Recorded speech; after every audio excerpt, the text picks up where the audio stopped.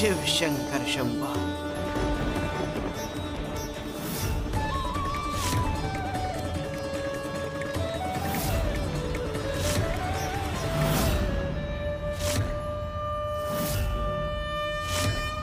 स्वामी,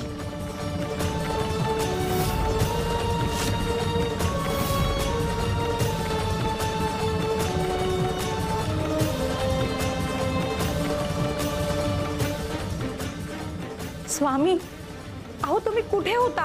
अहो आम्ही सगळीकडे तुम्हाला शोधलं। स्वामी, सगळं गाव पालथं घातलं, पण तुम्ही कुठेच सापडलं नाहीत। आम्हाला ठाऊक होतं की तुम्ही आम्हाला सगळीकडे शोधाल, पण एका ठिकाणी शोधणार नाही। कोणत्या ठिकाणी स्वामी? तुमच्या हृदयाकडे बघा।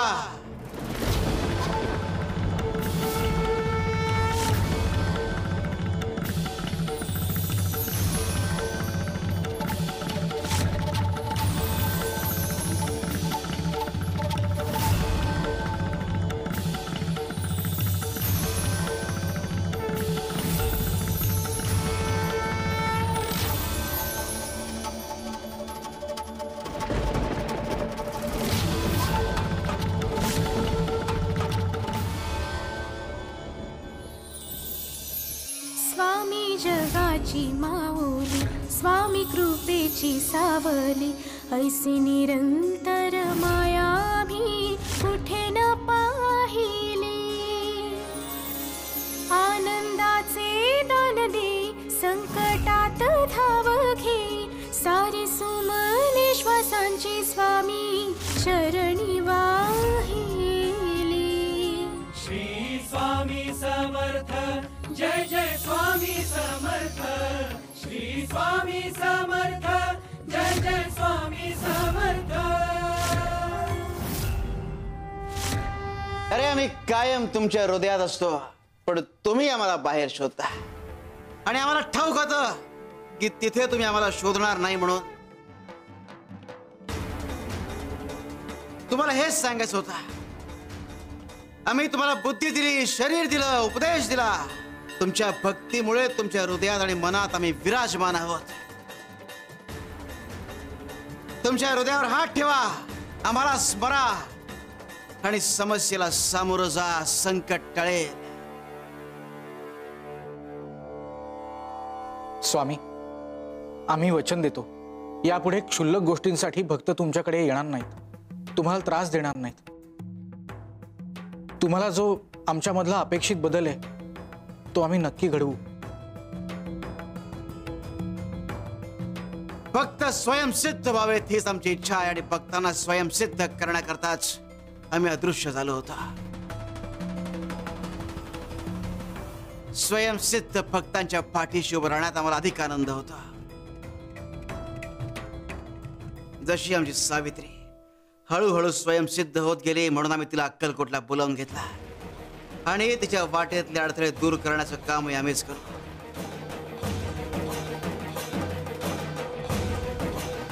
सद्गुरु श्री स्वामी समर्थ महाराज की जय।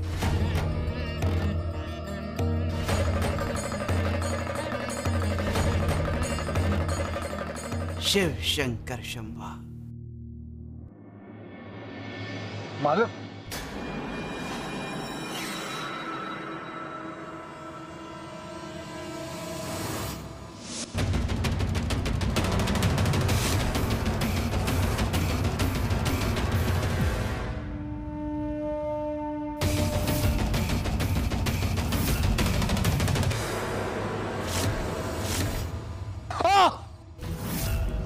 काही काय बोलतोयस?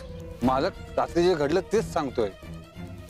मी कुऱ्हाड तिच्यावर फेकली, पण माझा नेम चुकला। मी पुन्हा तिच्यावर कुऱ्हाड फेकली आणि मग तीच कुऱ्हाड परत फिरून माझ्या पायात घुसली। असं वाटत होतं की माझा जीवच गेला। सकाळी जेव्हा डोळे उघडले तर पायात ना कुऱ्हाड होती ना जखम, काहीच नाही। मालक, भूताटकी तर नसेल ना? ती त्या स्वामींची लीला। स्वामींची लीलाच होती। त्यांनीच सावित्रीला वाचवलं, नाहीतर माझा नेम कधीच चुकत नाही। बस, बंद कर तुझं थोतांड। ना भुताटकी ना कोणाची लीला. तू अंमली पदार्थ घेतोस ना, त्याचाच परिणाम आहे हा. मालक, देवा शपथ मी खोटं बोलत नाहीये. बस गप्प बस आता. तू आधी घरी जा, गौतमला बघ, तिथे दोघे आहेत. तरी पण तूच लक्ष दे. आणि आता यावेळी जर कोणती कुचराई केली तर मी तुझे कुऱ्हाडीने 2 तुकडे करीन. जा आता. होय मालक, होय होय. हा नालायक, ह्याच्यामुळे ना ती सावित्री अजून पुढे निघून गेली असेल. ती अक्कलकोटला जायच्या आधी मला पोचायचंय. नाही, मी हरू शकत नाही. मी हरू नाही शकत. चल रे. घरी जाऊन सांगतो.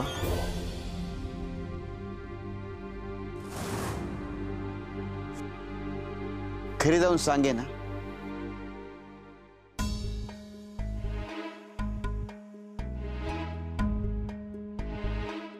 घरी जाऊन सांगतो.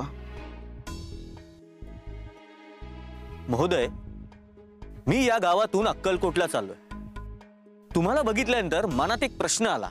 इतकी लोक तुम्हाला नमस्कार करतायत आणि तुम्ही प्रत्येकाला एकच उत्तर देताय, घरी जाऊन सांगेन. असं का? ते तुम्हाला माझ्या घरी आल्यावरच कळेल. घरी? ठीक आहे, चला या.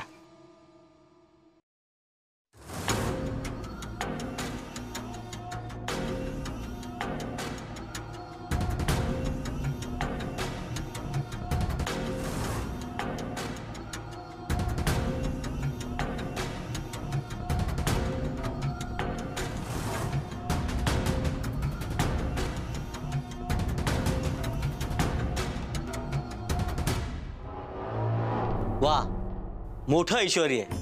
व्यापारी म्हणावं तर तुम्हाला अगदी मोलातोलाचं. पण हे तिजोरीला फुलं का वाहिली, नमस्कार का केला, काही कळलं नाही मला. काय ना, पहिले माझ्याकडे यातलं काहीच नव्हतं. मी फार गरीब होतो. तेव्हा गावातले लोक मला बिलकुल मान सन्मान देत नसत. पण ज्या क्षणी माझ्याकडे संपत्ती आली त्या क्षणापासून लोक मला मान सन्मान द्यायला लागले. हो, जनरीतही श्रीमंती असेल तर मान, नाहीतर माणूस बेइज्जत. काय तेव्हाही त्यांचं वागणं चुकीचं होतं, आजही त्यांचं वागणं चुकीचं आहे. पण त्यांच्या चुकीच्या वागण्यामुळे मी हुरळून जाता कामा नये हे मला कळलं. म्हणजे काय ना, जो मान सन्मान ते आज मला देत आहे तो मुळात मला नाही, तर माझ्या या संपत्तीला आहे, धनाला आहे, या लक्ष्मीला आहे. म्हणून रोज घरी आल्यावर सगळ्यात पहिले मी ह्या लक्ष्मीला फुलं वाहतो, नमस्कार करतो आणि सांगतो की हे लक्ष्मी माते, हा सगळा मान सन्मान तुझा आहे. पण त्याने काय होतं? त्याने मी स्वतःला अहंकारी होण्यापासून वाचवतो. जे माझं नाहीच आहे त्याचा अहंकार काय बाळगायचा. आज परिस्थिती चांगली आहे म्हणून सत्ता आहे, उद्या सगळं बदलू शकतं. तेव्हा कुठल्याही परिस्थितीमध्ये नम्र राहणं आणि ईश्वराला शरण जाणं हे महत्वाचं. तुम्ही अक्कलकोटला चालला आहात ना? हो. तिथे जाताना अहंकार हा मागे सोडून जायचा असतो. या अहंकारापायी अनेक जणांचं फार मोठं नुकसान झालंय. अहंकार? आणि मला? माझ्या डोक्यात अहंकार नाही. पण मी अक्कलकोटला पोहोचणार म्हणजे पोहोचणारच.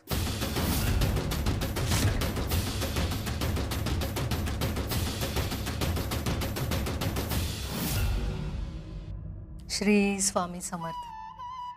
स्वामी, आज पुढच्या वाटेला निघाले. आत्तापर्यंतचं प्रत्येक पाऊल तुमच्या भरोशावर ठेवलं. तुम्हीच रस्ता दाखवला. आता यापुढे तुम्हीच सांभाळून घ्या. पण रात्री आलेला तो व्यापारी आता दिसत नाही. स्वामी, तुम्हीच ना कुणाला ना कुणाला माझ्या मदतीला पाठवता. तो व्यापारी, ते आधी शिपाई,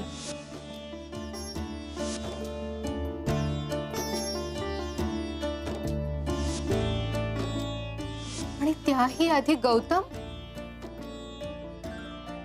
गौतम नसता तर मी अक्कलकोटच्या वाटेवर नसते. त्याला सोबत घ्यायला हवं होतं का? पण प्रवास माझा आहे, परीक्षा माझी आहे आणि भेट ही तुमच्याच मर्जीने होईल. स्वामी, जिथे मला थांबवायचं आहे तिथे तुम्ही थांबवता आणि जिथे पुढे जायचं तिथे पावलं आपोआप पुढे पडतात. श्री स्वामी समर्थ.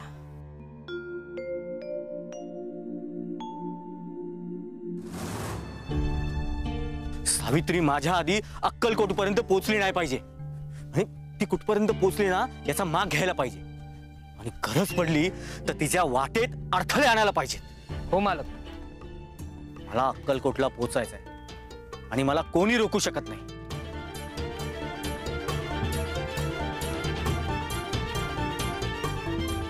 मालक मालक मालक आपले गौतम मालक. गौतमचं काय झालं? बोल, स्पष्ट बोल. गौतमला काय झालं? गौतम मालक. हो गौतम मालक, आता तर इथेच होते.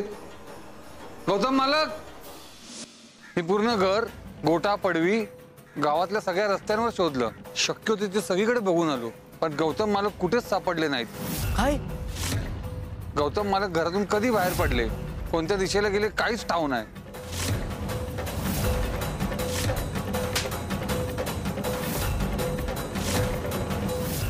तुला मी काय सांगितलं होतं? त्याच्यावर लक्ष ठेव, त्याला डोळ्यासमोर ठेव. आणि तू काय केलंस? मालक, मी त्यांना फक्त जेवण. बस, गाफील राहिलास आणि हलगर्जी केलीस. तर माझा गौतम बेपत्ता झालाय आणि तू कारण सांगतोयस? गौतम एकटा कुठे गेला असेल ना? त्याला जंगल माहित ना रस्ते. त्याला कोणी पळवलं का तो स्वतःहून गेला? गेला तर का गेला? आता शोधायला हवं. गौतम मला हवाय आजच्या आज. सावित्री अक्कलकोटला गेली आणि आता गौतम ही गायब. हे सगळं काहीतरी संकेत देत आहे का माझ्या विरुद्ध काही शिस्त आहे?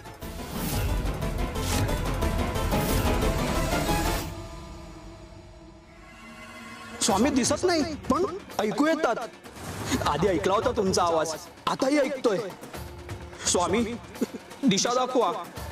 मन मानत नाहीये, पाय थांबत नाही. काहीतरी मला ओढतंय तुमच्याकडे, अक्कलकोटकडे. सावित्री आई, फार आठवण येते तुझी. म्हणून मीही निघालो अक्कलकोटला. स्वामी, पायवाट चुकलो तर तुम्हीच सांभाळा.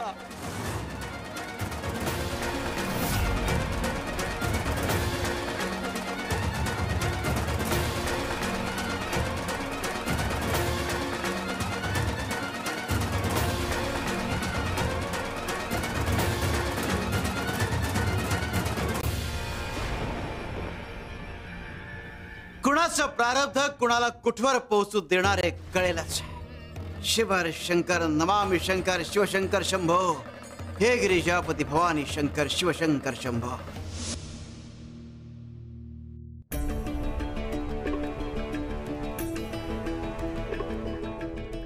बाळ्या, हे घे. यातला अर्ध मडकं मोठ्या मडक्यात रिकामा कर.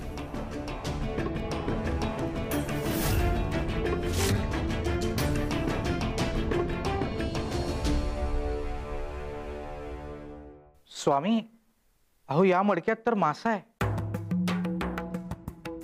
असू दे, तू होत पाणी. स्वामी, तुम्ही आम्हाला दर्शन घडवणार दशावताराचा? सिद्धीच्या वडिलांना घडवलं होतं तसं? रे का मर्ज अलग, रे की दवा अलग.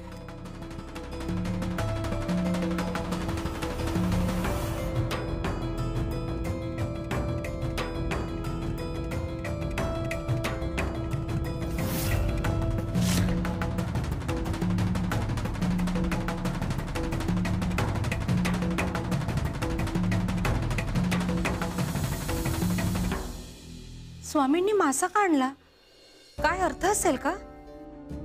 गयते, काहीतरी संकेत असेल यामागे.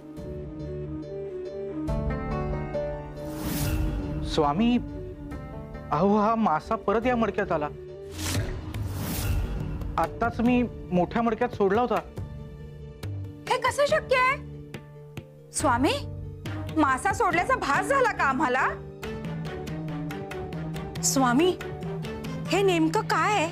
काय ना बाळा, या जो मासा ना त्याला असं वाटतंय की त्याला आजवर या छोट्या मडक्यातल्या पाण्याने जिवंत ठेवलंय, म्हणून तो ते पाणी सोडायला तयार नाहीये. त्याला मोठं मडकं मानवत नाहीये. बाळ्या, काही माणसांच्या बाबतीतही असंच होता.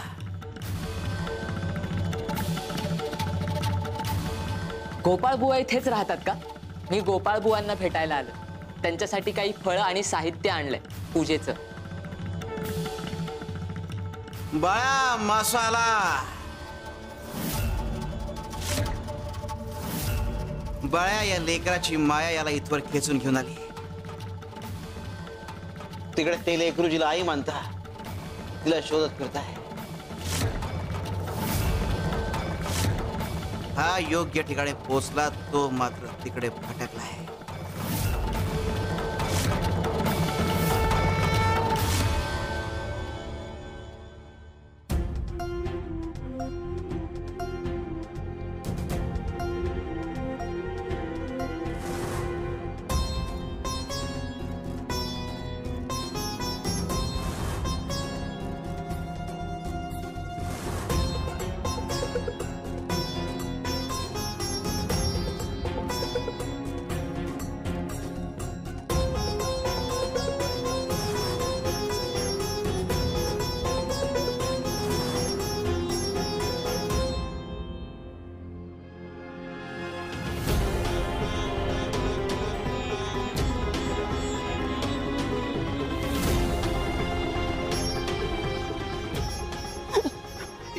या वेलीतून पायच निघत नाहीये.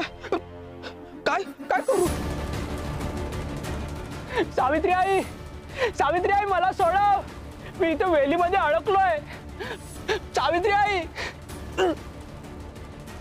मला घाबरायला होतंय. सावित्री आई, मी इथे वेलीमध्ये अडकलोय. या वेलीमध्ये अडकलेला पाय का निघत नाहीये? सावित्री आई, सावित्री आई, सावित्री आई, स्वामी, स्वामी.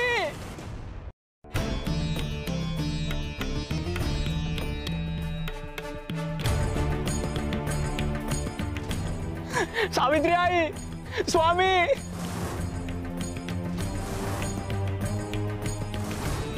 सावित्री आई, सावित्री आई. हा तर गौतमचा आवाज आहे, पण तो दिसत का नाहीये? गौतम, ऐक गं.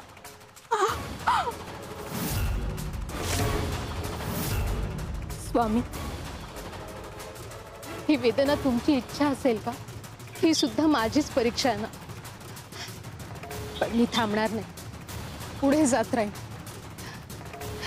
श्री स्वामी समर्थ. सावित्री आई, स्वामी वाचवा मला. स्वामी, सावित्री आई, तू ऐकतेस ना मला? या वेली मला गिळताय. मला मला सोडव इथून. सावित्री आई.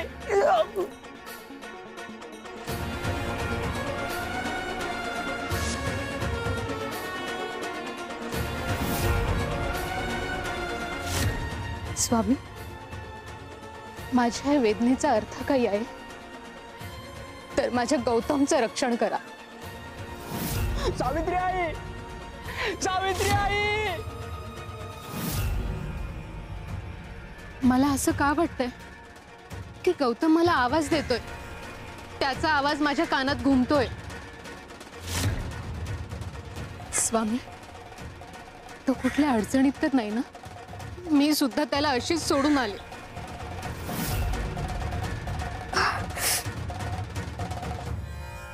भानुदास सावकाराने त्याला बापाचं प्रेम कधीच दिलं नाही. त्याच्याकडे मायेची नजरही नाही. त्या लेकराचं माणुसकीचं मूळही गेलंय. मी, माझ्यावर त्याची जबाबदारी होती, पण मीही त्याला सोडून निघून आले.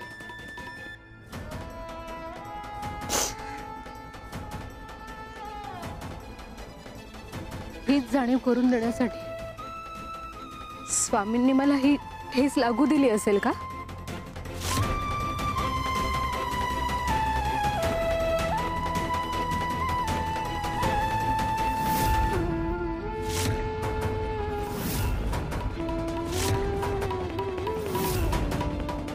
स्वामी, माझ्या वेदनेचा अर्थ हा असेल तर मला माझं कर्तव्य दाखवा.